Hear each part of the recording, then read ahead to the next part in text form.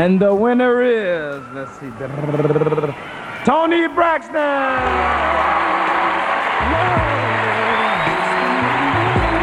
I'd like to thank my Care Bear and my manager, Barry Hankerson, and my family and my friends and my record company and all the producers. And I love you, Kelly Price. You're fabulous. And Whitney, I'm praying for you, girl. I love you. Thank you, fans, so much. I love 7 Grammy Awards, 9 Billboard Music Awards, 7 American Music Awards, a pretty spot in the Georgia Music Hall of Fame.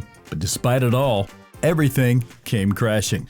No one could ever have imagined that the shining star that was Toni Braxton would fall off so bad that she'd only become a somewhat distant memory. After a few back-to-back hits, the R&B superstar struggled to make music that appealed to her initial audience. Despite her attempts to switch it up, she fell short. That wasn't bad enough. She has had to file for bankruptcy twice, got diagnosed with a deadly disease, and has had to live with the guilt of some of her past actions. There's a sad story behind this music death, and we're about to tell it. But before that, hit that subscription button to get similar content. Toni Michelle Braxton was born to a very religious family in Severn, Maryland. Her father was a Methodist church clergyman, and so is her maternal grandfather. Her mother, who was previously an opera singer and cosmetologist, also became a pastor. Toni was the eldest of 6 siblings, and growing up in such Christian family came with severe restrictions. They were not allowed to listen to secular music, celebrate Christmas, and do most things their peers were doing. In an interview, Toni described their strict religious upbringing. We couldn't celebrate Christmas. Music was not allowed. No secular music. I couldn't go to the movies. All these things were considered a sin. I didn't wear pants until I was 14 years old. I had to wear hats. With this upbringing, the only musical path that she was expected to follow was that of gospel music. She had an incredible voice and was already singing in her church choir, but everything changed when she was discovered by William E. Pettaway Jr. Toni was attending Bowie State University to earn a teaching degree when one day Pettaway heard her singing to herself while pumping gas. He was amazed at her beautiful voice and said he would like to produce her. Braxton was skeptical because it wasn't something she had deeply considered. But Pettaway was convincing, and so she decided to take a chance and accept. Taking that chance turned out to be not only beneficial to herself, but also a beautiful gift to the world. Toni's music career began immediately. However, she didn't get her breakthrough until a bit later, when Toni decided to pursue music professionally. She decided to bring her 4 sisters into the mix. Tracy, Tawanda, Trina, and Tamar, alongside Toni, became the Braxtons. They began performing in the late 1980s, and in 1989, they were signed to Arista Records. The next year, they released their first single, Good Life. The song was a huge miss, but Toni's voice attracted the attention of record producer Kenneth Babyface Edmonds and record executive Antonio L.A. Reid. The duo reached out to her to record a demo of a song that had been previously written for Anita Baker for the soundtrack of Eddie Murphy's film, Boomerang. Toni did beautifully well and was immediately signed to Reid and Edmonds' Arista distributed imprint, LaFace Records. And right after, she began recording her solo debut album. It took 3 years from the album to get ready, but it was completely worth the time because as soon as it was released, it topped the charts, peaking at number 1 on the U.S. Billboard 200 and entering the top 10 of the album chart in the United Kingdom, New Zealand, Australia, Canada, and Germany. Toni was a star. Her debut album was so good it won her several awards, including 3 Grammys, 2 American Music Awards, and was certified 8 times platinum in the USA. Everyone expected another album to be released immediately, but Toni and her team took their time. And in another 3 years, the second album was released. The second album, titled Secrets, which was released in 1996, was also a huge success. It peaked at number 2 on the Billboard 200 and also made waves on most international charts. The album's first single, You're Making Me High, was her first number 1 hit on the U.S. Billboard Hot 100, while the next, Unbreak My Heart, became the biggest hit of her career yet.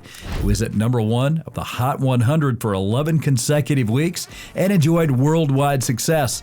It wasn't a surprise that she topped several Billboard charts, won 2 Grammys and 2 American Music Awards that year. But what did surprise everyone was that she filed for bankruptcy just 2 years later. No one could ever have imagined that a person who had sold millions of albums and attained such a huge success would get so financially drained that she'd have to file for bankruptcy. The sad truth was that Toni wasn't getting enough from her earnings. Her contract with LaFace Records had it that the majority of the money she made went to them and not her. According to reports, Braxton made over $188 million for the lady, but her dubious contractual agreement made sure she only got 35 cents per album sold. If you do the math, you know that didn't amount to a lot. Another thing was that she was also raking in debt from the new lifestyle she led. In the music industry, the record label initially covers all kinds of costs, including wardrobe, studio time, travel, and music videos. But it isn't for free. Every artist must pay back. What happens is they give you advancement on the next record and then the next record. So you kind of stay in debt in sense, Toni explained.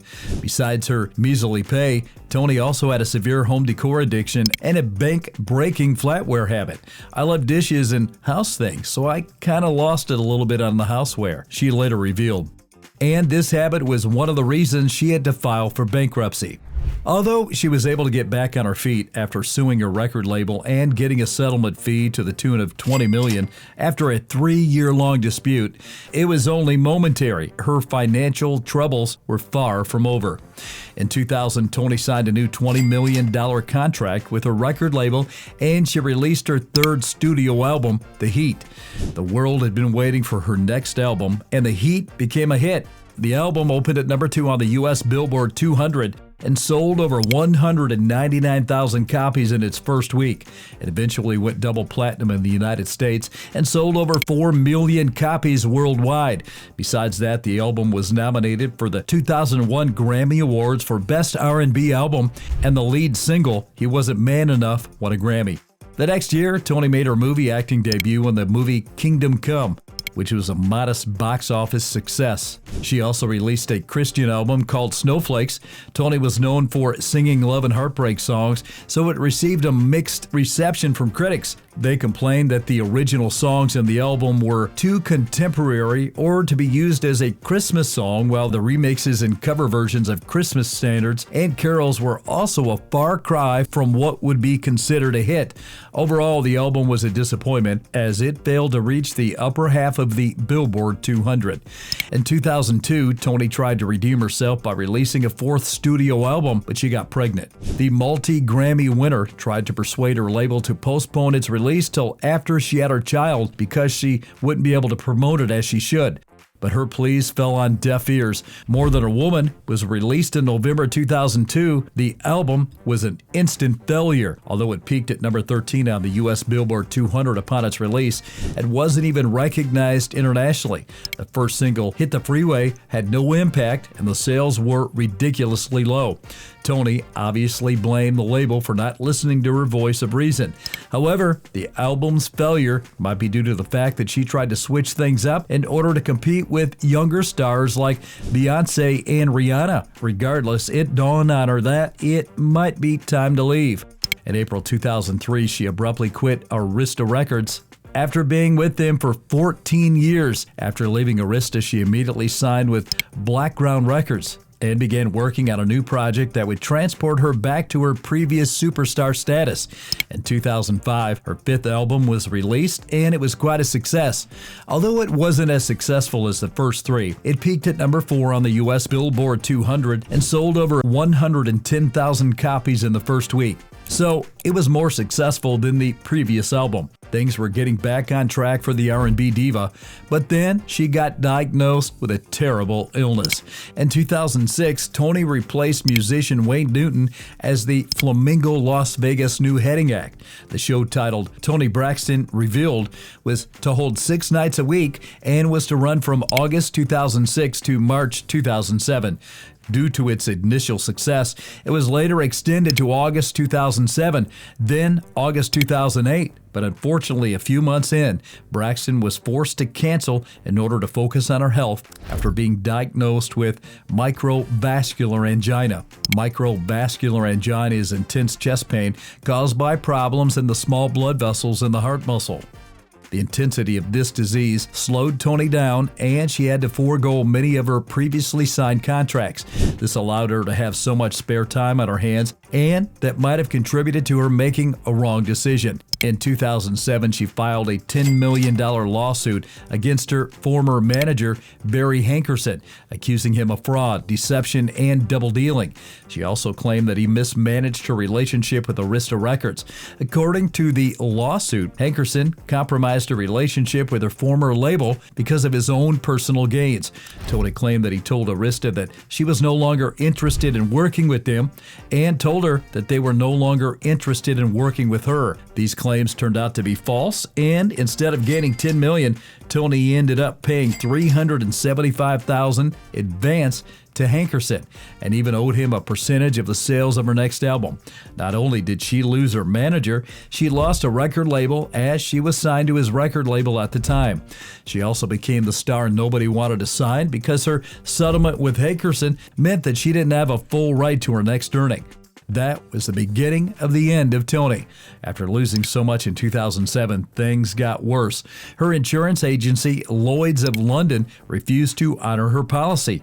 She had purchased her policy for upwards of $70,000, which includes financial compensation for financial losses, but they gave her nothing. The agency responded with a countersuit seeking damages against her because she had not made them aware of her heart condition when she filed her application. The fact that she didn't make her condition known made the lawsuit stick, and she soon found herself filing for bankruptcy again. After the whole ordeal with Lloyd, she had to pay off a lot of debt. Then, when she thought she could take a break, she was diagnosed with lupus. She was absolutely terrified when she was told that she had the autoimmune disease. She was initially told that she was going to need a heart transplant and might never be able to perform again, and it felt like her world had come crashing down. I was petrified, depressed, and scared, but I realized I had to change my life, she described. However, she decided that she won't let the lupus stop her from living her life. I may have lupus, but I've decided I was not going to be a victim. Now, I listen to my body. In 2009, she signed to Atlantic Records and released her seventh studio album. It immediately topped the R&B hip-hop album and did moderately well worldwide, but it wasn't as successful as the earlier albums, so her earnings weren't enough to keep her financially afloat. Filing for bankruptcy in 2010 was the only way out of the financial mess she found herself in. And although she tried to make things work by signing with WETV in 2011 for a reality series, Braxton Family Values, it wasn't enough. She also released a hit song in 2012, but one song wasn't enough to make things right. Things got so bad that she considered posing nude for Playboy to help pay the bills. There's nothing wrong with doing Playboy. The women are beautiful. I thought about it. The money was tempting, but I'm thinking, I have kids. I have a son. I have boys. What are their friends going to say? I saw Denim and Diesel's mom's knockers? That's not a good thing. This financial troubles eventually led to a messy divorce in 2013. The mid-condition singer Carrie Lewis and Toni had gotten married in 2001, and although they might have had some little squabbles along the way, it wasn't supposed to result in a messy divorce. In a 2018 interview on Jada Pinkett Smith's talk show, Toni opened up about the reason they split. The singer explained that her worsening health condition and her inability to bring anything to the table made her feel insecure in the marriage. She was constantly worrying if he'd had enough of her or was tired of coming to visit her in the hospital. We broke up because of money issues. I found out I had lupus and I could no longer make money. That was my personal contribution to the marriage family. Who wants to take care of a person who's sick all the time? He never said that, but I felt it. They tried to work things out, dated for 2 years after their divorce, but eventually had to call it quits. No one knows if it was the heartbreak or her declining health. That same year, she shared that she felt like her time recording music had come to an end. In an interview she granted after revealing her retirement plans, she explained that she no longer felt the excitement that came with singing, and she'd only focus on acting, touring occasionally, but no new albums. Her fans were devastated, and some of her colleagues, especially her longtime creative music partners, Babyface, pleaded with her to rethink her decision. She almost didn't, but after getting a call from Prince, she felt like the world still needed her. In 2014, she released the collaborative album Love, Marriage, and Divorce with Babyface. This album debuted at number 4 and topped the R&B hip-hop charts with first-week sales of 67,000 copies. This album was so good it won a Grammy, and she realized that it might not be time to leave yet. But anytime she starts getting back on her feet, something always pushes her back. In 2016, she announced that she'd be embarking on a concert tour that October, but 5 days before the beginning of the tour, she got hospitalized. Thinking she could just move it back a few days, she canceled the first 2 dates, but she got hospitalized again a few days later, and despite continuously rescheduling, she ended up canceling the whole thing. In 2018, she released her 8th solo album, which was a success. Although it didn't earn her a Grammy, it earned her nominations and helped her set the record of the second most number ones in the United States adult R&B charts. She tried to replicate this success in 2020. Just the year before, she lost her 24-year-old niece, which left her heartbroken. That took a huge toll on her and might have affected the quality of music she produced. That album is the last so far. Taking a look at her fast growth to fame and excessive lows, it's safe to conclude that her health condition played a huge role in the decline in her music career. Although it's hard to admit, Toni Braxton might have achieved so much more if she hadn't gotten diagnosed with lupus. Do you agree that her health condition is the reason her later albums were less successful? Or do you believe there's more? Kindly let us know in the comments section below. And if you enjoyed this video, you should like, share, subscribe to this channel, and turn on post notifications for more videos like this one. And I highly recommend that you watch this video as well. And I'll see you all on the next one.